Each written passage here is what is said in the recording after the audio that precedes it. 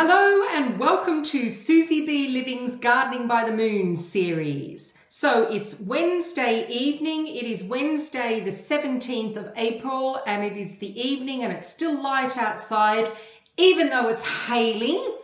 But this is the weather that we've got lately, which has been quite interesting actually, and very, very cold.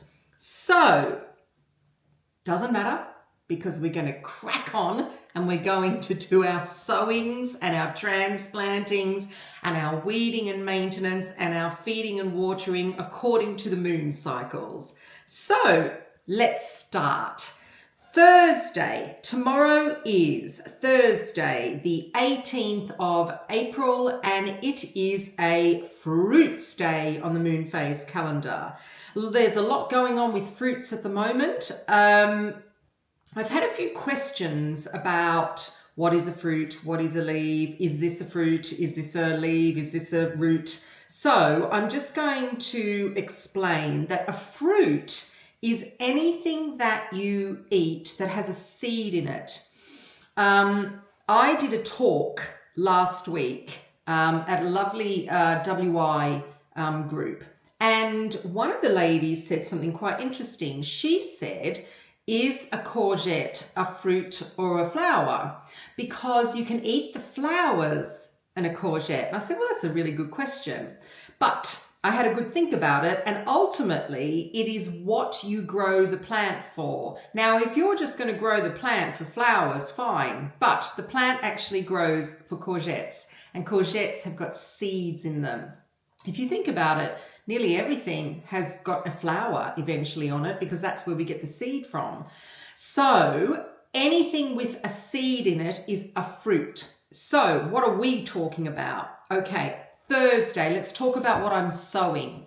I will be sowing my first batch of sweet corn, and I sow a variety called Incredible. I have tried many varieties of sweet corn, but I find this one really reliable. It works really well in the UK and it's just great. You can hold off with your sweet corn sowing if you want to, because this is very early, and I am going to sow them and grow them in deeper pots like in root trainers. So I've been collecting my toilet roll holders, and I'm going to sow them in there. The reason being is if I was sowing them later, then I wouldn't worry too much about what the root structure is doing. So I would probably sow them in those 6-cell containers. However, I'm going to be holding off a little bit with these. I'm waiting for the weather to get pretty good. And actually, I was walking back from the allotment today and I noticed that one of my allotmentier buddies has his small sweet corn plants in at the allotment already. I couldn't believe it. Mind you, he always has good sweet corn. Maybe that says something to me. Anyhow, I am going to do them in a deeper root trainer, which is going to be my toilet roll holders, because then the roots can keep going down. They don't really, sweet corn don't really like their roots all bunched up. They don't. When you put them in the ground, they have a tendency then to just kind of sit there for a while and have a bit of a sulk. So, yeah, that's what I'm doing. But like I said, I am going to be doing other successions of sweet corn sowing, so you might want to hold off this early sowing. Right, the next thing I'm going to be sowing is another batch of melons. And in particular, I'm going to do my Minnesota midget again. I already have some melons under lights in my grow tents downstairs, and they're okay. They're growing, not fast, but they are growing. They're not dying, thank goodness. Melons need a really long growing season, but the thing with melons is they need warmth. So if you are going to grow melons, and you can successfully grow melons here in the UK, you're going to have to grow them undercover first of all. Just remember that, because I've tried them outside, and especially this year, if we have these winds and we have this cold, you've got no chance. So I grow mine underneath my polytunnel that I've got at the allotment, my little mini one, and also in the greenhouses. The other varieties that I'm also adding to the mix now are, I'm going to do some more of the champagne watermelon. I've got some little seedlings already coming up. And that's the watermelon with the yellow flesh. And I'm also going to do some honeydew, just a couple of honeydew melons, a couple of Emir, which you can actually get from companies online, grafted. They do really well when they're grafted. They're just a bit expensive, so I always try and grow them from seed. And another variety called Malaga as well. So I'm just going to do a heap of those and see what happens, and, you know, fingers crossed. The other thing that I'm going to be sowing is my next succession of courgette. So I already have some pretty large courgette plants in the dining room here, and they need to be taken out and they need to be going in the greenhouse. I am going to, in my transplanting coming up on the moon phase day, on Fruits Day, I'm going to be transplanting those into their final location, and that is undercover. It's a little early to be putting courgettes outside, especially with this weather. So that my first succession of courgette goes in the greenhouse here in big tubs. They're not going to be long-lived.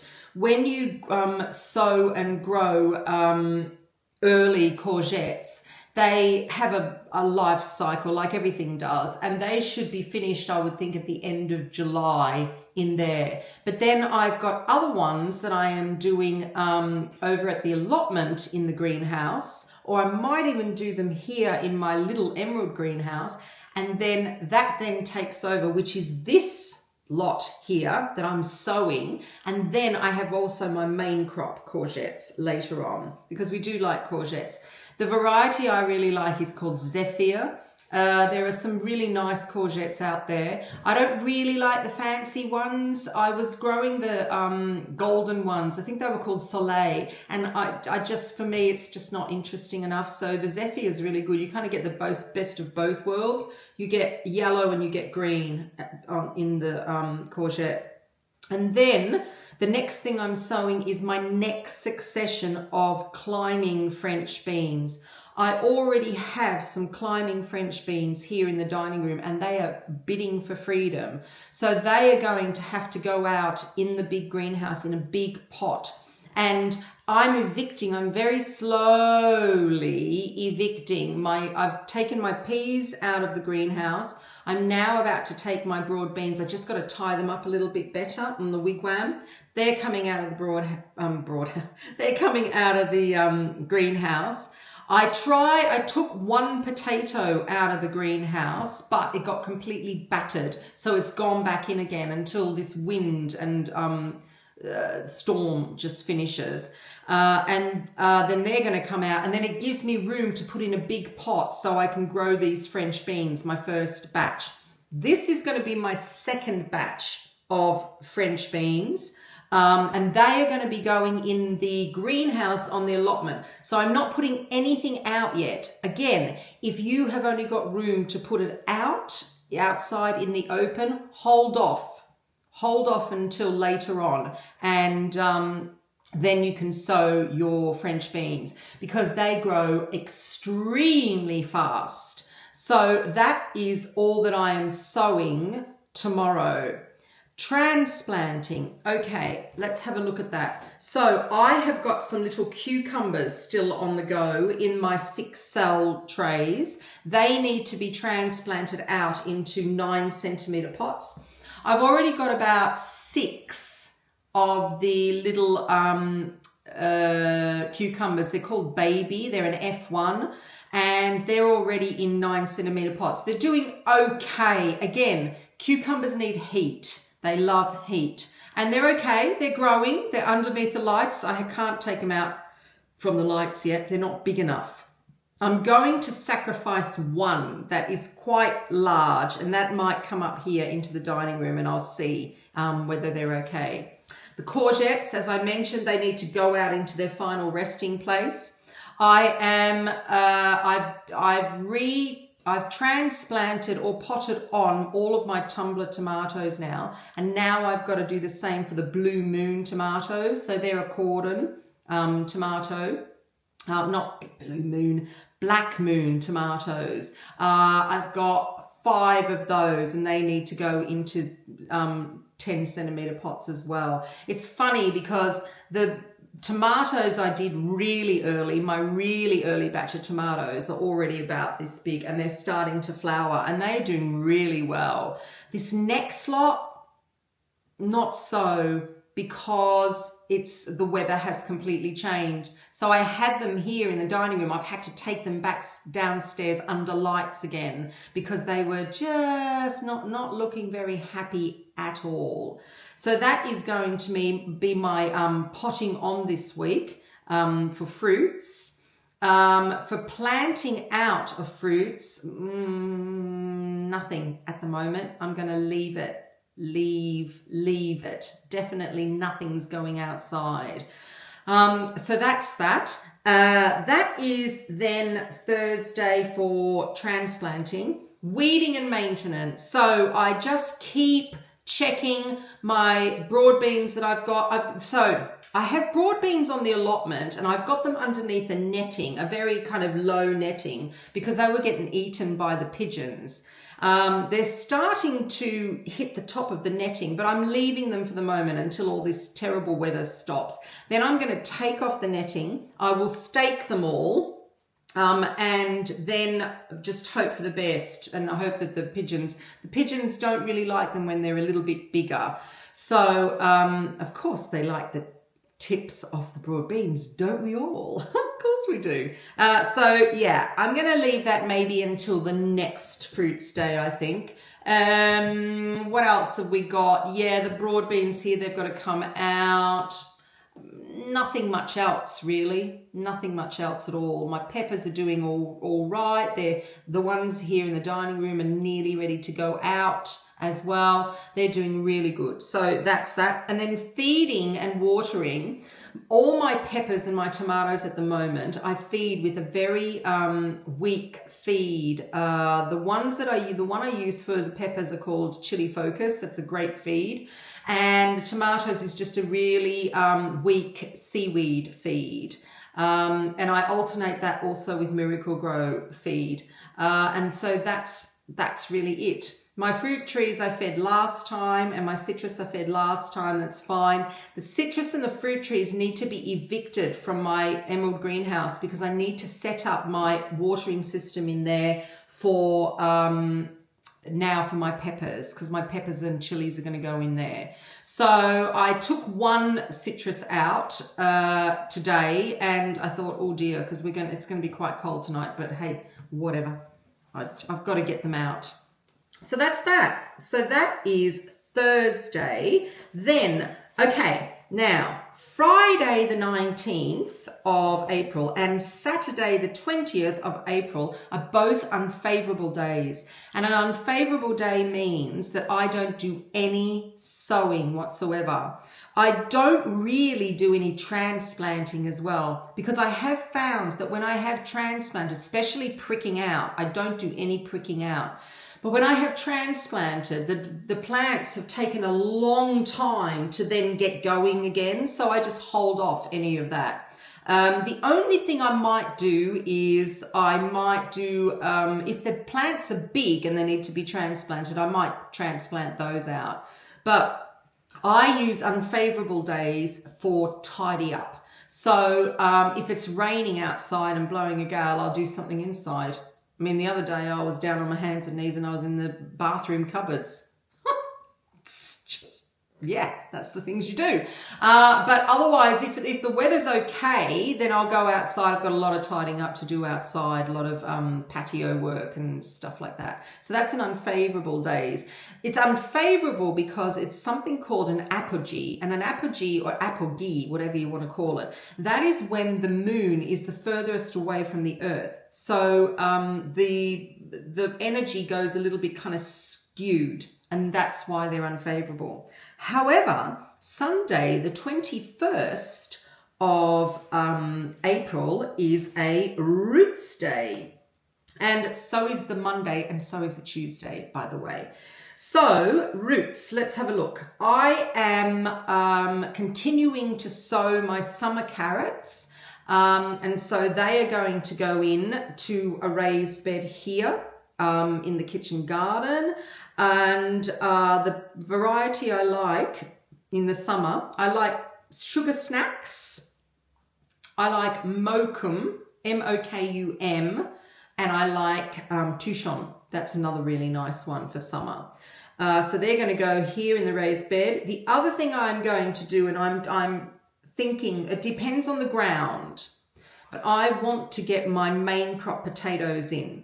And I want to get them in quite early because they're going to go in the ground over at the allotment. I have a bed over at the allotment, but I have chosen blight-resistant main crop potatoes. I've grown them before. They're quite nice, actually, and they are the Sarpo. So in the UK, the Sarpo varieties, S-A-R-P-O varieties, are meant to be blight-resistant. Now, they are up to a certain extent. They are better than just your normal main crop. So, and blight is a problem, and it's going to be a problem, especially if we have these wet days, definitely. So I want to get in, I've got Sarpo Mira and I've got Sarpo Una, U-N-A as well, and I would like to get them into this bed.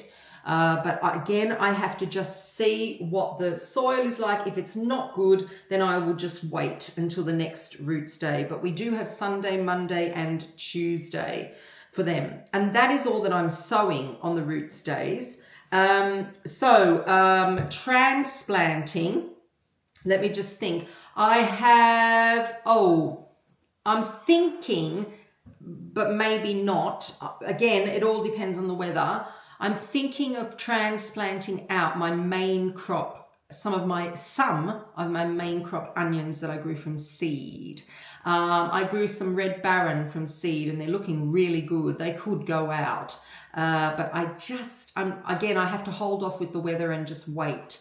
The other thing that I'm putting out still are my bulbing onions that I'm using for spring onions. But they go here at home. Anything that goes here in the kitchen garden, I don't mind transplanting out because I can keep an eye on it really well. Anything that goes to the allotment's a different story. So I'm just kind of waiting on the weather for that.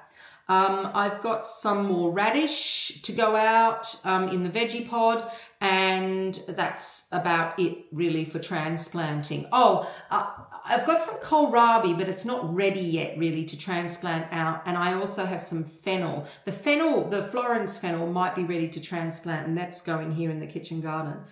That's my transplanting. Weeding and maintenance. So I have my onions at the allotment and my shallots at the allotment. They all look good. I don't really have to do anything there. Here I have my bulbing onions that I'm using as spring onions. I've got the beetroot. The beetroot on the allotment in the greenhouse looks really good. That's going to be great. The beetroot here is pretty good as well. I've got a cloche over the top of it, so it's not too bad. The radish is coming on nicely. I'm eating radish now that I sowed back in January. The little cherry bell ones, and the carrots are coming on quite nicely too. I was thinking about taking the carrots that I overwintered, the Napoli carrots, in a trough. I have to keep an eye on them because I was thinking about bringing them out now, putting a cover over them because carrot fly starts now, putting a cover over them, some mesh over them, only because if you've got carrots under cover, like in more polytunnel than a greenhouse, because a greenhouse is drier than a polytunnel has a tendency to get a lot of condensation, you could get mildew on them. So keep an eye on carrots. If you've got them in a polytunnel in the ground, well, you can't do anything about it. But if you've got them in pots, just keep an eye on them, because with all this kind of weather and damp weather, you could get mildew. So I was thinking about taking one of my more established troughs out and putting mesh over the top for carrot fly. Again, it's all to do with what happens with this weather this weekend. Because like I said, at the moment we've got hail, gale force winds. It is freeze. It's really cold. It's only about like 7 degrees it is. So, you know, again, it's all weather related. Feeding. So feeding and watering, nothing. I've got nothing to do with roots. So that is it. That's your week. That is up until Sunday, the 21st of April. I will see you again on Sunday evening for your next installment next week. And gosh, it's already started. It'll be the end of April. And I'm still in my heavy fleece. Oh dear. Have you still got the heating on? That's the question. I haven't. But yeah, okay. So thank you for watching. I'm Susie B from SusyBLiving. Of course, my vlog comes out every single week. I haven't had a great deal of time to do filming because the weather's just been absolutely shocking. I've tried to kind of get inventive. I will be uploading my next veggie pod video as well when I can get out there, because I want to do it in situ. And yeah, thanks for watching again. Thumbs up. Thank you very much for liking my videos. It's so nice. And also subscribing. I've had quite a lot of new subscribers. I get some nice questions now, which is lovely. If there's any questions, please let me know. Let me know where you are in the world. You know, a lot of people watch from all over the world, which is really interesting. And someone said to me the other day, am I Australian? Yes, I am Australian, but I have been living in the UK for 30 years. So I don't think I've got an accent, but apparently I have. Okay, thank you, and I will see you next time. Bye.